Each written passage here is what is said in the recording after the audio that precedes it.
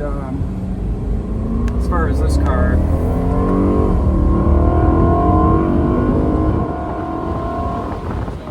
using BPM software on my E90 M3. Number one is an ECU tune, and number two is a DCT tune. And all a tune means is essentially you update a file of the settings for the vehicle. There's a number of tuners out there.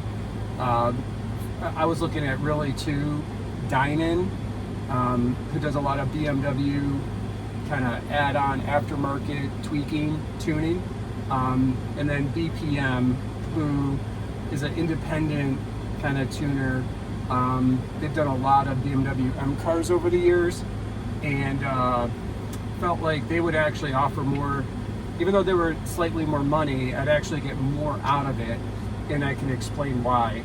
So why don't I start with the DCT tune, and then I'll talk about the ECU tune, do a quick drive, and attempt to show you kind of some of the enhancements that were made on the car. So the reason you do the DCT tune is, look, this car is 2011, it's 2022, so the car itself is 11 years old, and I needed to kind of refine a platform a bit, kind of coming back into a E9X. It's been a while, and you know, the DCT, I love it to death. Part of the reason I bought the car is for the kind of rawness, not perfect. It's not an automatic, and I don't necessarily want it to be an automatic, but there's a lot of situations where it's a bit rough around the edges, and that's precisely what these DCT tunes do, is essentially, well, you know, provide the right type of smoothness, but not kind of delete the character of the car. So I was pretty happy with this. So a couple examples. Number one, just coming to a stop. You know, it would kind of be a bit jerky before. I'll show you a few examples. It's much smoother now. Number two, the shifts themselves are significantly faster than they were stock, and they're crisper and they're sharper. And at, you know, heavy throttle with the setting on S5, I believe it is, in the M drive, it's pretty violent relative, but it's a very aggressive shift. I've actually dialed it down. I do 4 bars on that, so I'll show you that as well. On the ECU side, or essentially the engine, really happy overall. There's 3 primary benefits. Number one is mid-range torque. Number two is high-end pull, if you want to call it that. And then number 3, I've gotten more sound. I have a Dynan intake, and it's giving me a bit more induction noise, especially over 3,000 RPM, which, you know, that's what I chase with this car. That's part of the reason I bought the car, is for that, you know, the character of this particular V8 M3. So I'll attempt to take some videos there too. So first, let me kind of go through some of the,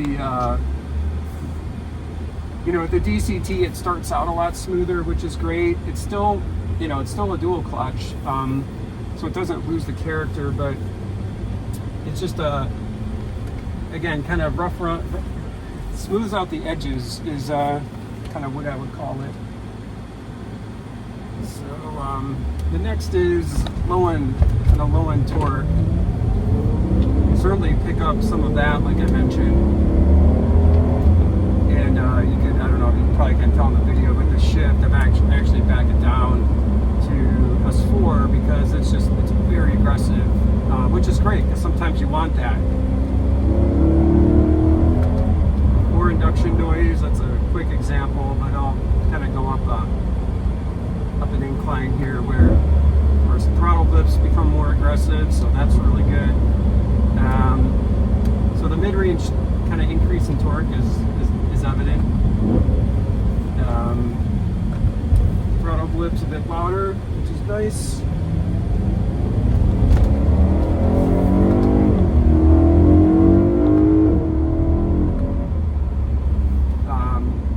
Not sure how much of the induction noise you can pick up on the video, but actually if I open the sunroof, you get even more induction noise, which is nice. Kind of a trick of I've learned over the years of having both a carbon fiber roof and a sunroof.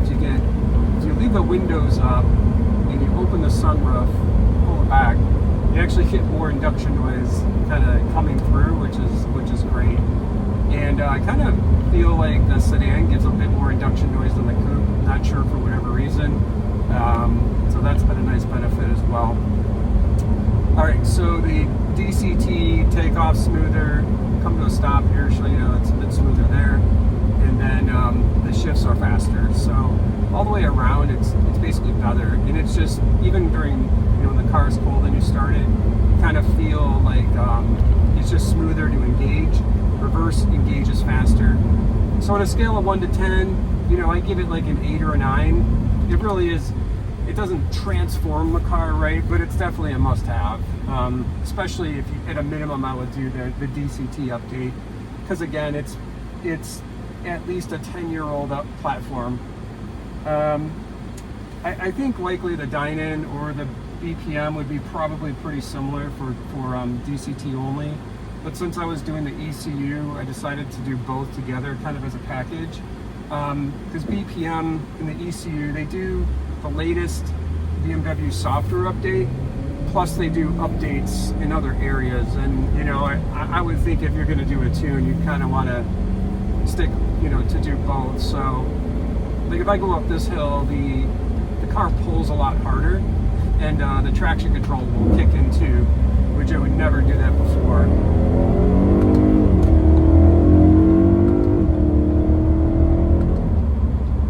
So I actually kind of learning to adjust here and not give it as much gas or acceleration, because the back end will start to squirrel a little bit. And like I mentioned, stock, it would never do that stock. So there's definitely something going on there in a good way. So no, I mean, it's not a supercharger, right? It's not like, holy crap, now the car's twice as fast. But again, what it does, it takes already a great platform with the current M3, just kind of dials everything up a notch or two, and then just makes the driving experience overall better.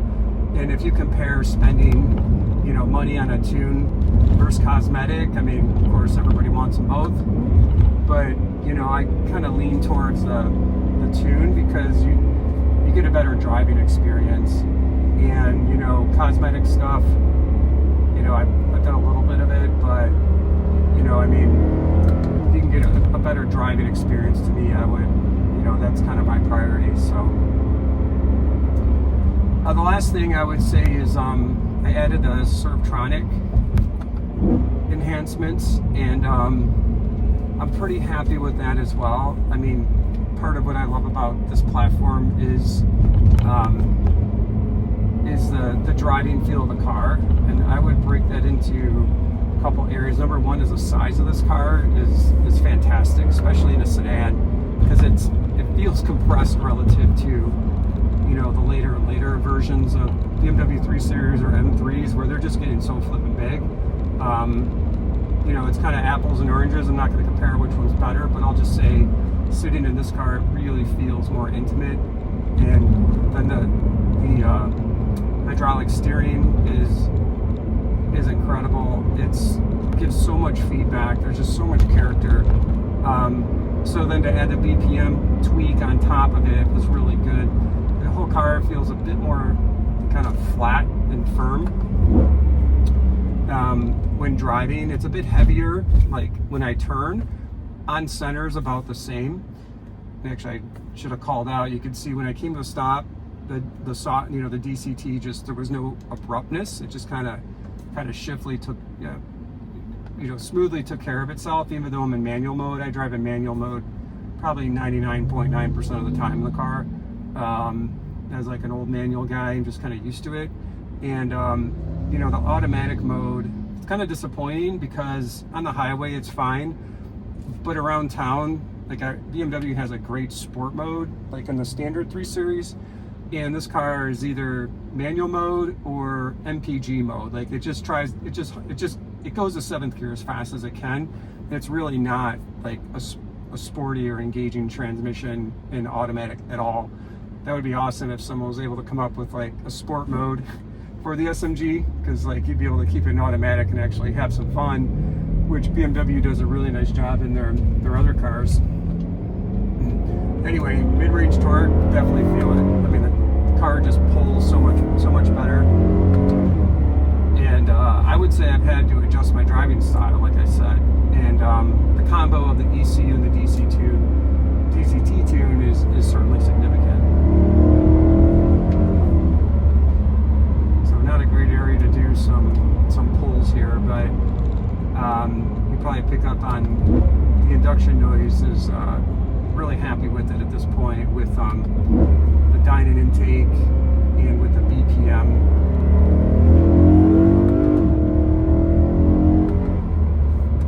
And I will be adding a dyno exhaust.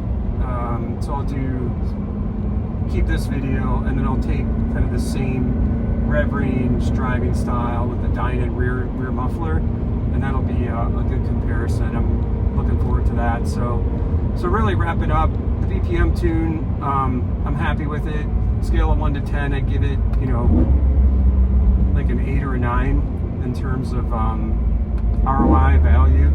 And I probably wouldn't want to have the car without it, to be honest. So next up will be the dyno exhaust, add on the front splitters,